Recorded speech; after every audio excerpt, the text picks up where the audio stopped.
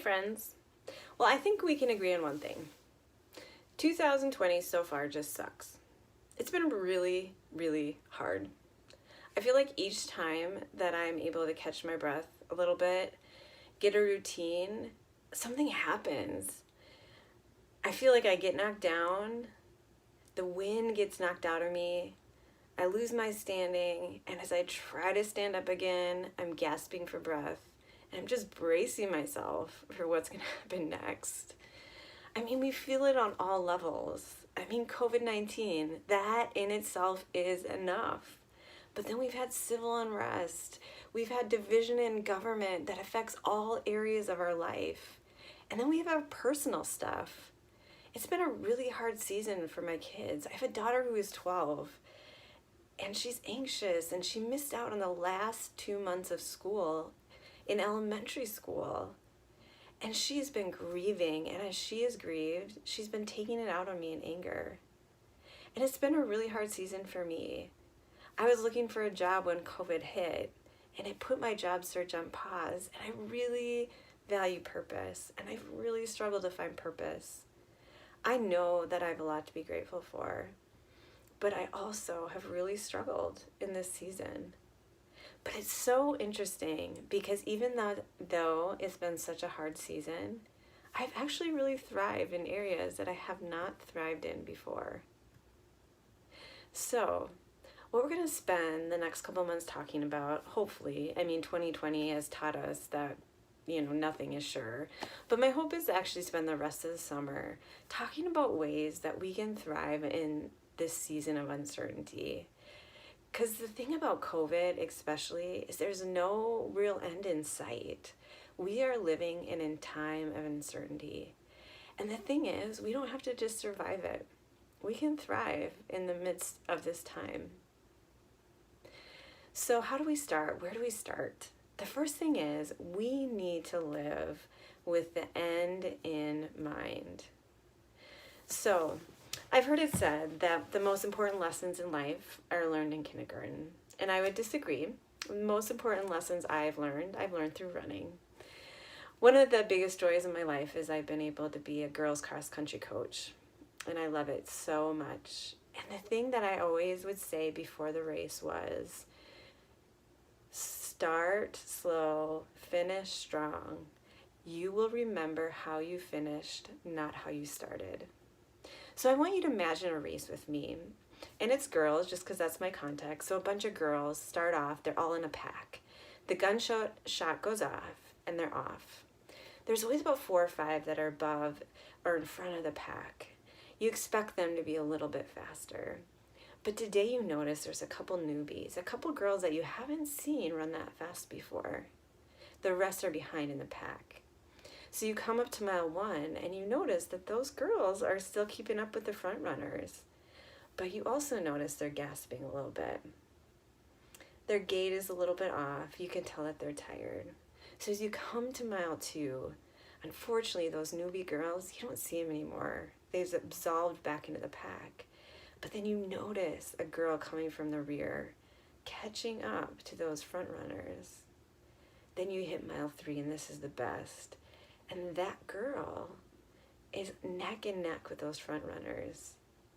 And you are just cheering and cheering and cheering as they cross the finish line. So what are those girls going to remember? They remember how they finished, not how they started. That girl that started so strong, but limped her way to the finish line, is going to remember limping her way to the finish line. That girl that paced herself and then knocked it out of the park at the end is going to remember finishing strong. We don't remember how we started. We remember how we finish.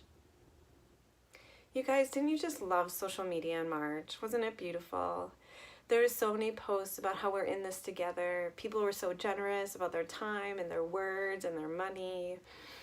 There was so many ideas being shared. I was just so proud to be a human. I thought, you know what? We are in this together and we're going to do it. And I was so proud.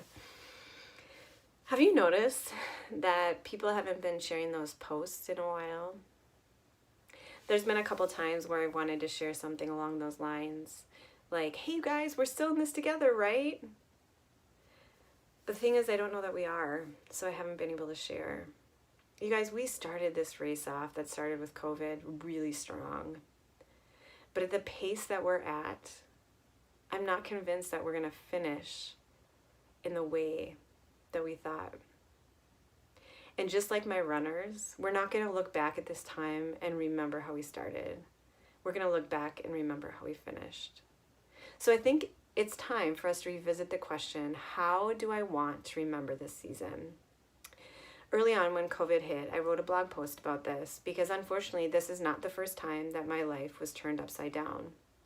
And I have found it important for me as I've journeyed in these seasons of unknown to really ask myself that question, how do I want to remember this season?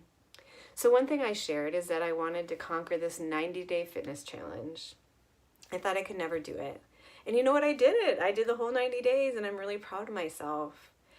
You know, another thing is that I talked about wanting to be more present with my kids. And you know what? I have so much to work on. But I will say that I am really proud of how present I have been with my kids. And it's because of the intentionality that I took to step back and ask myself that question. When I feel knocked down, when I feel like, man, it's just another thing, when I feel out of breath, when I feel braced just waiting for the next hard thing to happen, because I took that time to be intentional and ask myself those questions, I can say, you know what? In the midst of this all, I have thrived in ways that I never have before. You guys, as I share those examples, don't be deceived. It has been a very hard season for me. But what I've been learning as I untangle my black and white thinking is that it doesn't have to be one or the other. I don't have to just be thriving or just be surviving. I can be hanging on just in the last, just with all my strength in one area of my life, but really be thriving in another area of my life. It doesn't have to be either or. But because I'm able to recognize where I'm thriving, in those places of survival, I feel more motivated because I know what I'm missing out on, because I know what it feels like to thrive. You guys, there is good news. It is not too late. We can still go back and ask ourselves that question, how do I want to remember this season? Maybe you already have. Go back and revisit. Where have you been thriving? Where do you want to keep working on? What do you need to change? What was too much? What do you need to add? You know what? It's true. We've already started the race. And maybe we started off a little bit too fast. But the good news, it may not feel like it, but the good news is the race isn't over. We still have time to adjust. We still have time to adjust our pace, figure out our gait, loosen up a little bit, and finish the race strong. You know, we probably won't win, but that's not what really matters anyway. What really matters is that we cross the finish line, and as we do that, we can hold our head up high, knowing that we did the best that we could. And I don't know about you, but that is how I want to remember this season.